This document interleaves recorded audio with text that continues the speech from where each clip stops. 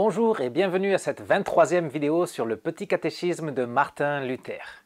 Jésus est-il vraiment ressuscité? Pourquoi sa résurrection est un sujet si important? Ça change quelque chose pour moi? Eh bien, allons voir ce que nous répondent les vérités fondamentales de la Bible.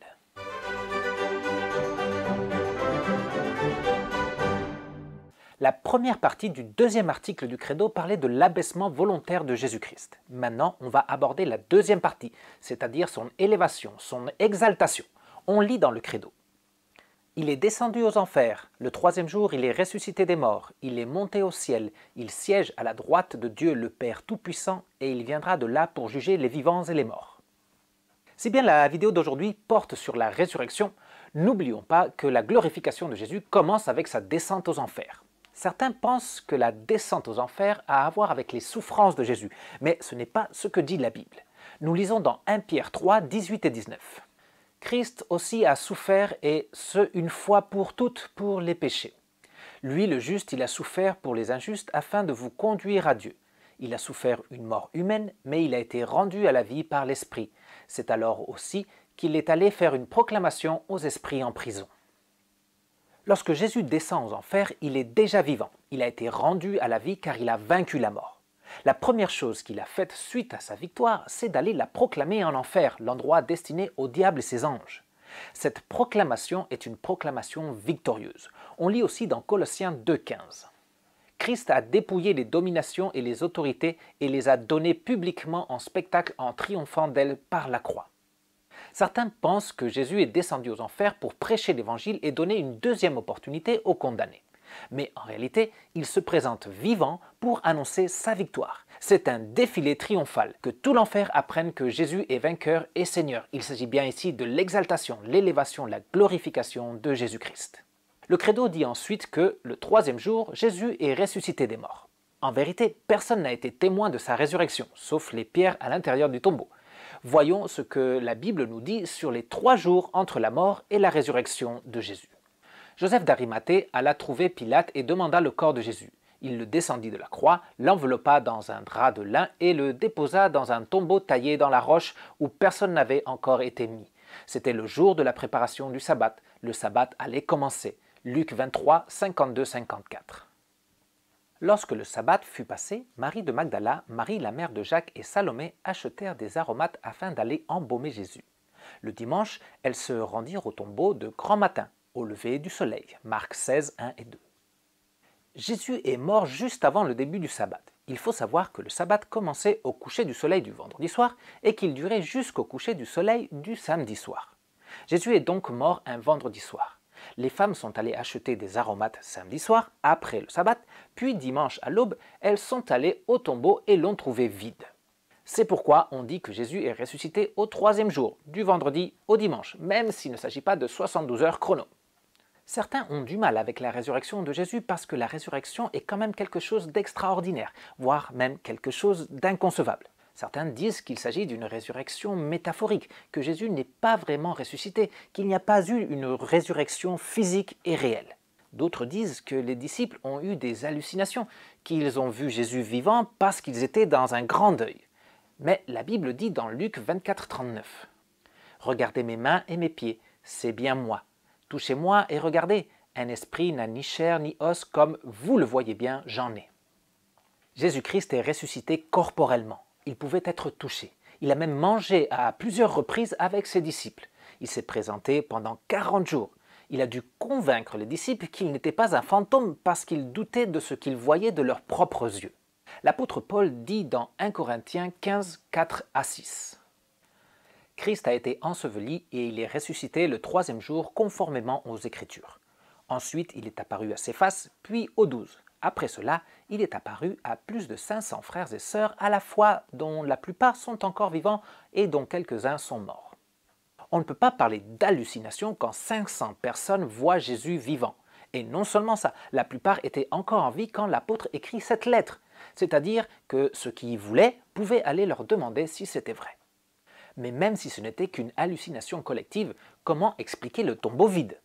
Lorsque les chefs religieux qui ont fait crucifier Jésus ont appris que les disciples racontaient qu'il était ressuscité, ils n'avaient qu'à exhiber le corps de Jésus quelque part et ils auraient tout de suite mis fin à cette rumeur. Mais ils n'ont pas pu, parce qu'il n'y avait pas de corps dans le tombeau. Certains disent que Jésus n'est pas ressuscité parce que tout simplement il n'est pas mort. Il serait tombé dans le coma, il se serait réveillé et il serait sorti du tombeau en le laissant vide. Voyons Jean 19, 33 et 34. Quand ils s'approchèrent de lui, ils virent qu'il était déjà mort. Ils ne lui brisèrent pas les jambes, mais un des soldats lui transperça le côté avec une lance et aussitôt il en sortit du sang et de l'eau. Les Romains étaient des experts de la mise à mort, c'étaient des professionnels de l'exécution. Ils se sont rendus compte que Jésus était mort sur la croix, mais ils ont quand même vérifié en enfonçant une lance dans le côté de Jésus. Le mélange d'eau et de sang était une preuve qu'il s'agissait bien d'un cadavre sur la croix. Ceux qui disent que Jésus était tombé dans le coma doivent aussi expliquer comment il a survécu à ses blessures dans un tombeau froid, sans soins, sans eau ni nourriture. Comment il a fait une fois réveillé de son coma pour rouler la pierre du tombeau. Comment il a fait pour se faufiler de l'escadron romain qui montait la garde.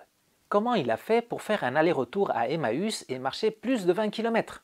Comment il a fait dans cet état pour convaincre ses disciples qu'il était ressuscité et qu'il avait vaincu la mort. La théorie du coma est plus difficile à croire que la résurrection même. Les chefs religieux ont aussi inventé une théorie autant plus loufoque que celle de l'hallucination et du coma. On lit dans Matthieu 28, 12 et 13. Après s'être réunis avec les anciens pour tenir conseil, les chefs des prêtres donnèrent une forte somme d'argent aux soldats avec cette consigne. Dites que ces disciples sont venus de nuit voler le corps pendant que vous dormiez. Le soldat romain qui s'endormait pendant qu'il montait la garde était tout simplement exécuté. On comprend pourquoi les chefs des prêtres ont dû les soudoyer avec une forte somme d'argent pour qu'ils racontent ce mensonge. Les chefs des prêtres avaient aussi promis de faire jouer leurs influences afin qu'il ne leur arrive rien.